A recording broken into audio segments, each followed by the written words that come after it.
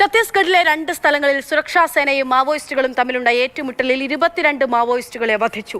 ഏറ്റുമുട്ടലിൽ ബിജാപൂർ റിസർവ് ഗാർഡിലെ ഒരു ജവാൻ വീരമൃത്യു വരിച്ചു.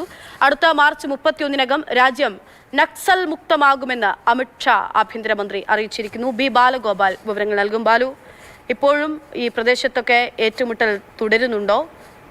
എപ്പോഴാണ് ഏറ്റുമുട്ടൽ ആരംഭിച്ചത്? എന്താണ് വിവരങ്ങൾ? ഛത്തീസ്ഗഡിലെ 2 സ്ഥലങ്ങളിൽ നിന്നുണ്ടായ ഏറ്റുമുട്ടലിലാണ് ഈ 22 മാവോയിസ്റ്റുകളെ സുരക്ഷാ സേന വധിച്ചത്. ഛത്തീസ്ഗഡിലെ ബീജാപൂർ ദണ്ഡേവാഡ അതിർത്തിയിൽ ഉണ്ടായ ഏറ്റുമുട്ടലിൽ 18 മാവോയിസ്റ്റുകളെയാണ് സുരക്ഷാ സൈനികർ വധിച്ചത്. ഇവിടെ ഈ ബീജാപൂർ റിസർവ് ഗാർഡിലെ ഒരു ജവാൻ വീരമൃത്യു വരിക്കുകയും ചെയ്തിട്ടുണ്ട്. AK-47 ഓട്ടോമേറ്റഡ് റൈഫിളുകൾ തുടങ്ങി നിരവധി ആയുധങ്ങളാണ് ഈ ബീജാപൂർ ദണ്ഡേവാഡ അതിർത്തിയിൽ നിന്ന് കണ്ടെത്തുകയും ചെയ്തിരിക്കുന്നത്. കൂടുതൽ ഈ മാവോയിസ്റ്റുകൾ ഉണ്ടോ എന്നതിനെ സംബന്ധിച്ചുള്ള തിരച്ചിൽ ഈ പ്രദേശത്ത് ഇപ്പോൾ നടക്കുകയും ചെയ്യുന്നുണ്ട്. അതുപോലെ തന്നെ കങ്കർ നാരായൺപൂർ മേഖലയിൽ ഉണ്ടായ മറ്റൊരു ഏറ്റുമുട്ടലിലാണ് 4 മാവോയിസ്റ്റുകളെ സുരക്ഷാ സൈന്യം വധിച്ചത്. ഈ പ്രദേശത്തും വലിയ തോതിലുള്ള തിരച്ചിൽ ഇപ്പോൾ നടക്കുകയും ചെയ്യുന്നുണ്ട്.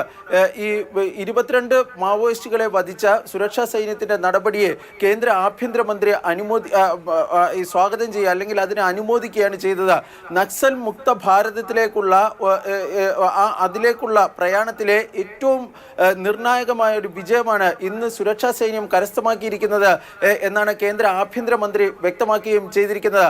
അടുത്ത മാർച്ച് 31-ഓടുകൂടി രാജ്യം നക്സൽ മുക്തമാകുമെന്നും കേന്ദ്ര ആഭ്യന്തരമന്ത്രി അമിത്ഷാ വ്യക്തമാക്കുകയും ചെയ്യുന്നുണ്ട്.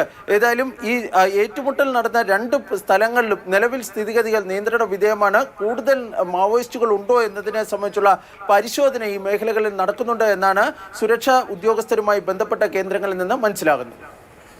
ശരി, ബി ബാലഗോപാലാണ് വിവരങ്ങൾ നൽകിയത്.